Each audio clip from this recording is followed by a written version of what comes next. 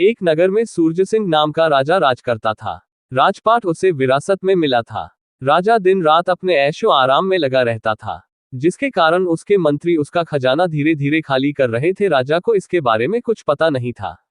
राजा के एक पिता के पुराने रसोइये पांडुरंग, जो बहुत ईमानदार थे, वे इस बात से बहुत दुखी थी कि कैसे इस नगर को बर्बाद होने से बचाया जाए।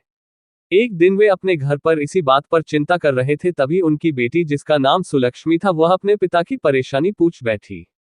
पांडुरंग ने पूरी बात अपनी बेटी को बता दी। सुलक्ष्मी ने अपने पिता को एक उपाय बताया, जिसे सुनकर पांडुरंग बहुत खुश हुए। अगले दिन वे राजा सूरज सिंह के सामने गए और उन्होंने कहा, महाराज, आज आपके लिए जो खाना बनने वाला है, उसमें किसी भी प्रकार के मसाले नहीं होंगे। राजा को चटपटा खाना बहुत पसंद था।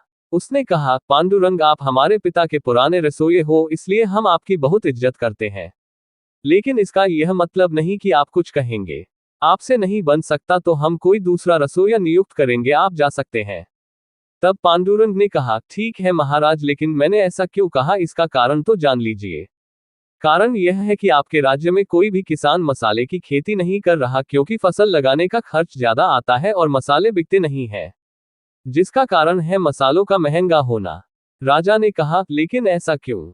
पांडुरंग ने जवाब दिया, महाराज, हमारे राज्य में जनता को भोजन तक नहीं मिलता, तो उसमें वे मसाले कहां से डालेंगे? जो भी मसाले पैदा होते वे राजमहल में चले जाते हैं, या फिर आपके मंत्रियों के घर, जो कि बिना पैसे दिए मसाले ले जाते हैं। इस कारण बाजार में मसाले हैं ही नहीं, और अगर हैं भी तो बहुत महंगे हैं। राजा ने कहा, लेकिन जनता इतनी गरीब क्यों है? पांडुरंग ने जवाब दिया, महाराज, आपका आधा खजाना खाली हो चुका है, राजमहल के सभी दरबारी उसे खाली कर रहे हैं। आपका पूरा खजाना खाली होने में बहुत कम वक्त बचा है। अभी तो मसाले बंद हो रहे हैं, आगे खाना भी बंद हो जाएगा। राजा को अक्ल आ गई। उसने कहा, पांडुरंग जी, आज से आप मेरे महामंत्री और कोषाध्यक्ष रहेंगे। सभी मंत्रियों को फांसी पर लटका दीजिए। ये सुनकर सभी मंत्री राजा से माफी मांगने लगे। तब पांडुरंग ने कहा, महाराज, इन्हें एक मौका दीजिए, ये अपना काम सही से करे, नहीं तो सजा मिलेगी। राजा ने पांडुरंग को सारा कार्यभार संभलवा दिया। पांडुरंग ने सारी व्यवस्था ठीक करके 1 वर्ष में खजाना पहले जैसा कर दिया और जनता के हित में काम किए, जिससे जनता का विश्वास राजा के प्रति बढ़ गया।